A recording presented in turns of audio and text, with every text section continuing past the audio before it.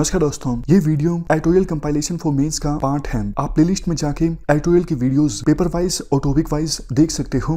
और अगर आप दिसंबर 2019 के बाद की वीडियोस को देखना चाहते हो तो वीडियो के नीचे मौजूद ज्वाइन बटन की सहायता से आप मेंबरशिप को ज्वाइन कर सकते हो।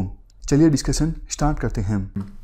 आप जनरल स्टडी पेपर 3 के इस टॉपिक से आर्टिकल को रिलेट कर सकते हो। ये सारे एस्पेक्ट्स हम कवर करेंगे इस आर्टिकल के डिस्कशन में। इंट्रोडक्शन में कहा जाता है, देखो वर्ल्ड में सबसे ज़्यादा यूथ इंडिया में ही है। डेमोग्राफिक डिविडेंड हमारे पक्ष में है, मतलब इतने ज़्यादा यूथ हमारे देश में है। अगर हम उनको स्किल्स प्रोवाइड कर सकें तो फिर ह्यूमन रिसोर्स का हम ठीक से यूटिलाइज कर सकेंगे। इकोनॉमिक एक्टिविटीज़ हमारे देश में ज़्यादा होगी और देश की इकोनॉमिक ग्रोथ रेट ज़्यादा होगी। बट देखो, ज़्यादा यूथ का होना ये दो धारी तलवार है, डबल एज स्वॉर्ड है। कैसे?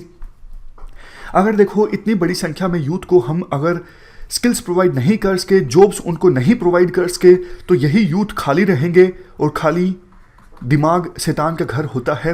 सोसाइटी में क्राइम बढ़ेगा और अगर इंडिया की सोसाइटी में इंस्टेबिलिटी आती है, क्राइम ज़्यादा होता है, तो इन्वेस्टमेंट कम आएगी, मतलब देश की इकोनॉमी पर फर्क पड़ेगा। तो इसीलिए कहा जाता है डेमोग्राफिक डिविडेंड ये दो धारी तलवार है, इसको ठीक से यूटिलाइज करना आना चाहिए। और ठीक से यूटिलाइज कैसे किया जा सकता है? एजुकेशन प्रोवाइड करके, यानी स्किल्स प्रोवाइड करके। और देखो डेमोग्राफिक डिविडेंड को यूटिलाइज करने के लिए राइटर दो चीज़ों पे फोकस करते हैं। एक तो on job training. On job training मतलब अप्रेंटिसशिप। इसमें क्या होता है, जैसे देखो आप कॉलेज से पास आउट हुए तो कोई कंपनी आपको हायर कर लेगी, आपको थोड़े बहुत पैसे भी दिए जाएंगे, इसके साथ साथ आपसे काम भी करवाया जाएगा। हालांकि आप फुल स्केल एम्प्लॉय के तौर पे काम नहीं करोगे, लेकिन ऑन जॉब आप ट्रेनिंग हासिल कर रहे होंगे, इसके साथ साथ थोड़ा पैसा आपको मिलेगा। कुछ हालांकि कंपनीज ऐसी होती हैं जो पैसा नहीं देती, सिर्फ ऑन जॉब ट्रेनिंग प्रोवाइड करती हैं और थोड़ा बहुत काम आपसे लेती हैं। एक तो ये चीज़ है। दूसरा वोकेशनल कोर्सेज। वोकेशनल कोर्सेज में देखो डायरेक्टली ऐसी स्किल सिखाई जाती हैं जिसकी आवश्यकता है इंडस्ट्रीज़ को। आमतौर पे देखो इंडस्ट्रीज़ की शिकायत ये होती है, कॉलेजेस में बच्चे पढ़ के आते हैं, डिग्री हासिल करके आते हैं, लेकिन उनको प्रैक्टिकल स्किल नहीं उनके पास होती। उनको बहुत ज़्यादा सिखाना पड़ता है, हमारे काफ़ी रिसोर्सेज वेस्ट हो जाते हैं। लेकिन वोकेशनल कोर्सेज में क्या होता है, प्रैक्टिकल ट्रेनिंग पे फोकस किया जाता है ताकि उसको हासिल करके जो ट्रेनीज हैं, स्टूडेंट्स हैं, वो डायरेक्टली जाके इंडस्ट्रीज़ में अपनी जॉब कर सकें। तो इन दो चीज़ों पे फोकस करना ज़रूरी है अगर हम डेमोग्राफिक डिविडेंड को अच्छे से यूटिलाइज करना चाहते हैं। देखो वोकेशनल कोर्सेज की इंपॉर्टेंस काफ़ी ज़्यादा होती है। जैसा हमने डिस्कस किया, इंडस्ट्रीज़ की शिकायत ख़त्म हो जाती है कि यूथ तो बहुत हैं देश में, लेकिन वो एम्प्लॉयबल नहीं है, एम्प्लॉयमेंट देने लायक नहीं है क्योंकि उनके पास स्किल नहीं है।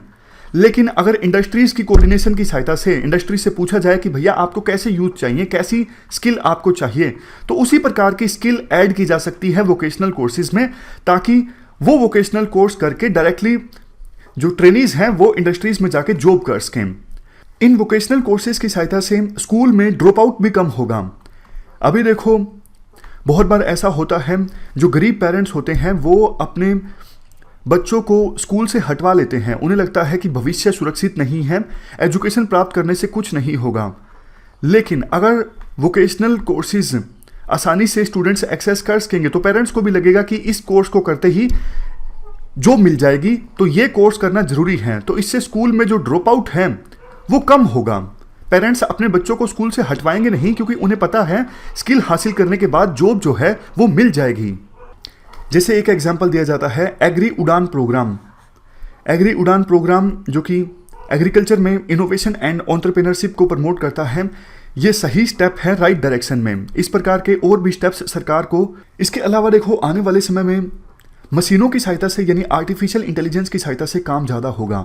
इसलिए ऑलरेडी भी जो वर्कर्स हैं उनको लगातार नई जॉब्स के हिसाब से ट्रेनिंग प्रोवाइड करना जरूरी है। 21वीं शताब्दी की सिचुएशन के हिसाब से ऐसा ना हो कि आने वाले समय में उनके पास स्किल ही ना हो जॉब हासिल करने के लिए। तो ऐसी सिचुएशन में वोकेशनल कोर्सेज की जो अहमियत है, यानी technical and vocational education and training की जो नीड है, रिक्वायरमेंट है, वो और भी ज़्यादा बढ़ जाती है।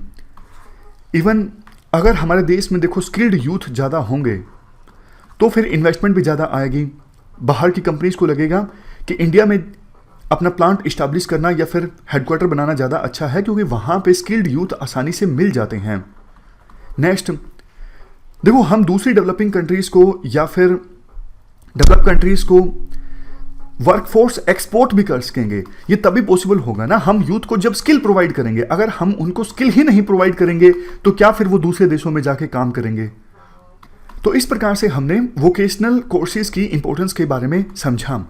इसके लिए देखो सरकार भी जागरूक है। सरकार ने 2009 में नेशनल स्किल डेवलपमेंट पॉलिसी को लॉन्च किया था, जिसे रीवैम्प किया गया 2015 में। बाद में प्रधानमंत्री मोदी ने स्किल इंडिया मिशन को लॉन्च किया।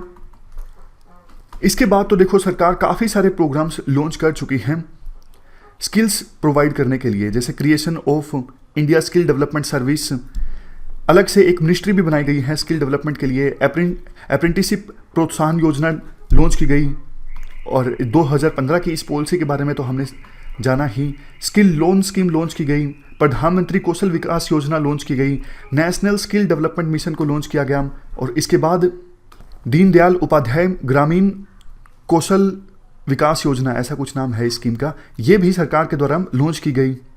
और भी हैं वैसे, इनको भी आप देख सकते हो। नेशनल एजुकेशन पॉलिसी हाल ही में सरकार के द्वारा लॉन्च की गई, ग्राम तरंग, नेशनल वोकेशनल क्वालिफिकेशन फ्रेमवर्क, इन सब पे एक बार आप नज़र जरूर डाल लीजिएगा। और जब भी देखो इस प्रकार का क्वेश्चन आता है, आप ना भी पूछा हो तो कोशिश जरूर कीजिए, गवर्नमेंट के द्वारा जो स्टेप्स लिए गए हैं उनके बारे में आप जरूर लिखिए। इवन कोई भी समस्या है, जैसे वाटर रिलेटेड कोई इशू के बारे में गवर्नमेंट यूपीएससी ने क्वेश्चन पूछा है, तो आप बताइए कि सरकार ने हाल ही में क्या क्या स्टेप्स लिए हैं। इसके बाद आर्टिकल में कहा जाता है, देखो यूनेस्को की जो state of the education report for India 2020 है, ये इसी हफ्ते पब्लिश हुई थी। इस रिपोर्ट में वोकेशनल एजुकेशन एंड ट्रेनिंग पर फोकस किया जाता है। बताया जाता है कि कैसे स्किल डेवलपमेंट सेक्टर के साथ कुछ चैलेंजेस इन्वॉल्व हैं। जैसे देखो सबसे बड़ा चैलेंज तो ये है सोसाइटी में स्टिग्मा का अटैच होना। आज भी आपको भी पता है आईटीआई में कोर्स करना, इसे इतना ज़्यादा अच्छा नहीं माना जाता कि अच्छा तुम आईटीआई में कोर्स कर रहे हो। एक स्टिग्मा अटैच है कि जॉब जो मिलेगी आईटीआई में कोर्स करके वो ज़्यादा अच्छी नहीं होगी। बट देखो ये मिथ है। इंफॉर्मेशनल कैंपेन्स की सहायता से हमें इस मिथ को तोड़ने की आवश्यकता है, इस स्टिग्मा को तोड़ने की आवश्यकता है।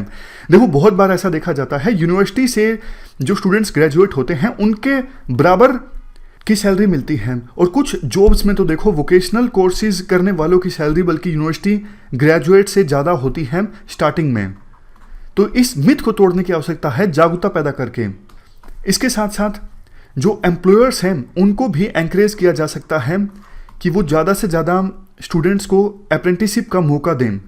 हालांकि सरकार की इस क्षेत्र में स्कीम्स हैं भी, लेकिन उन स्कीम्स को स्ट्रीमलाइन किया जा सकता है, बेहतर ढंग से इंप्लीमेंट किया जा सकता है, और इंसेंटिव को भी इंक्रीज किया जा सकता है एम्प्लॉयर्स के लिए, ताकि वो ज़्यादा से ज़्यादा यूथ को अप्रेंटिसशिप का मौका दे, यानी ऑन जॉब ट्रेनिंग दे।